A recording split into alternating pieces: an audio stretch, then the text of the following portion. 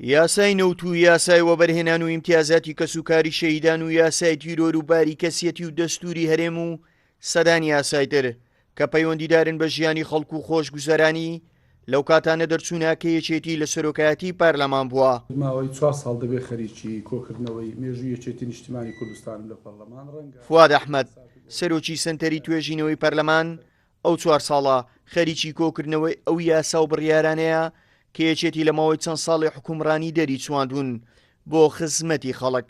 ئەو بەداتا و ئامارکارەکانی یەکێتی دەخاتە ڕوو دەڵێت بۆ یەکەم جار لە ساڵی 1993 لە سەردەستی یەکێتی بودجەی حکوومەتی هەرێم ئامادەکراوە.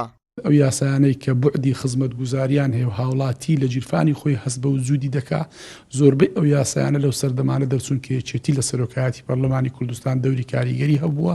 من دوو شەریحەی زۆر گرنگت بۆ باز دەکەم کە بەڕاستی تەئسیریان لەسەر هەموو کۆمەلگا هەیە. یەکەمیان شەهیدانن، یاسای ماف و ئیمتیازاتی شەهیدان بجێ فەخرەکە لە سەردەمی سەرۆکایەتی یەکێتی لە پەرلەمانی کوردستان دەرچوو. دووەم یاسای ماف و ئیمتیازاتەکانی پێشمەرگە و زێرەڤانی کە دیسان هەر لە سەردەمی یەکێتی دەرچوو.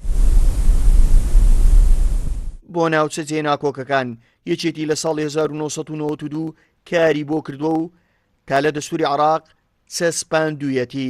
مەسەلەی ناوچە جێناکۆکەکان لە بەرنامە ئینتیخاباتی یەکەم باسی ڕفراندۆم دەکا دەڵێ دەبێت ڕفراندۆم لەو ناوچانە بکرێت یەکلایی بکرێتەوە. ئەو خاڵە لە بەرنامەی یەکێتی نیشتیمانی کوردستان لەگەڵ تەمەنی یەکێتی هاتوو هەتا لە دەستوری عێراقی جێبەجێ کردو و لەوێ دەرجی کردێتی بە یاسا.